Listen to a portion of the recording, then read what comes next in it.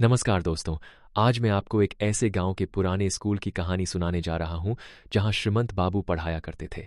सोचिए, 70 साल की उम्र में भी वही जोश, वही लगन। कभी सोचा है, इतनी उम्र में किसी में इतना समर्पण कहां से आता है? इस स्कूल में दो होनहार छात्र थे, रॉबी और सुजन। रॉबी का जीवन किताबों में डूबा रहता, दिन रात पढ़ाई, मानो मेहनत ही सफलता की गारंटी हो। वहीं सुजन, उसकी सोच अलग थी।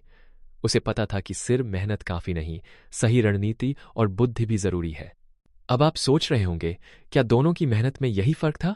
नहीं, असल फर्क था उनकी परिस्थितियों में। रॉबी एक मध्यवर्गीय परिवार से था, उसकी बस एक ही जिम्मेदारी थी, पढ़ाई।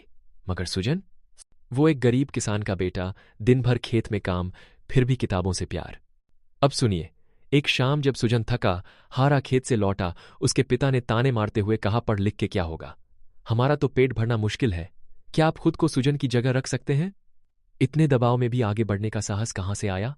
दोस्तों, यही है असली प्रेरणा की शुरुआत। जब हालात आपके खिलाफ हों, तब भी सपनों का पीछा न छोड़ना। चलिए, अब जानते हैं कि आगे क्या हुआ।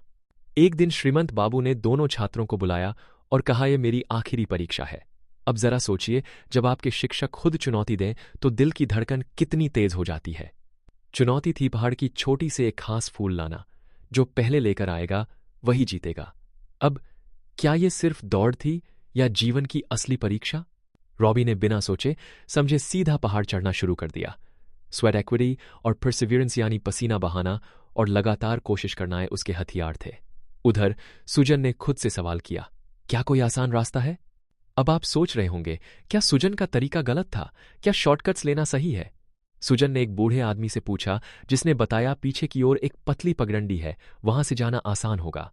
यहां एक सवाल उठता है, क्या तकनीक, स्ट्रेटजी और नेटवर्किंग से जिंदगी आसान बन सकती है? सुजन ने इन्हीं दो तकनीकी शब्दों को अपनाया और अपनी राह बनाई। अगले दिन सुबह रॉबी पसीने से लथपथ सीधी चढ़ाई पर डटा रहा। उसके मन में एक ही बात थी, सबसे ज्यादा मेहनत करूंगा तो जीत मेरी ही होगी। लेकिन क्या हर बार यही सच होता है? अब सुजन की बारी। उसने एनर्जी मैनेजमेंट और रिसोर्सफुलनेस का बेहतरीन उदाहरण दिया। उसने अपनी ऊर्जा बचाई, सही रास्ता चुना और समय का सही इस्तेमाल किया। अब आप सोच सकते हैं, क्या यह नाइंसाफी नहीं हुई?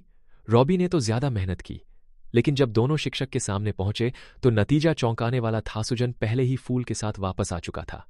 रॉबी के मन में सवाल उठा, मैंने इतनी मेहनत की, फिर भी हार गया?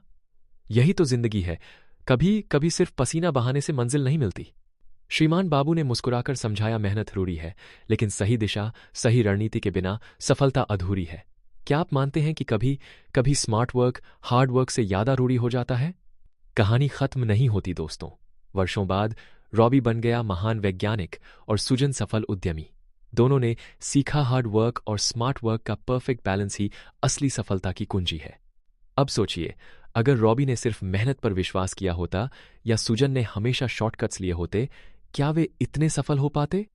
एक दिन दोनों अपने बूढ़े गुरुजी से मिलने गए। उनकी आंखों में संतोष था, जैसे कह रहे हो, मेरा दिया गया जीवन मंत्र रंग लाया।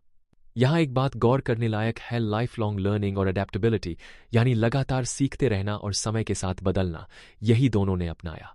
तो दोस्तों, अगली बार जब आप किसी चुनौती का सामना करें, याद रखिए, मेहनत कीजिए, लेकिन सही दिशा में और बुद्धि का साथ कभी मत छोड़िए।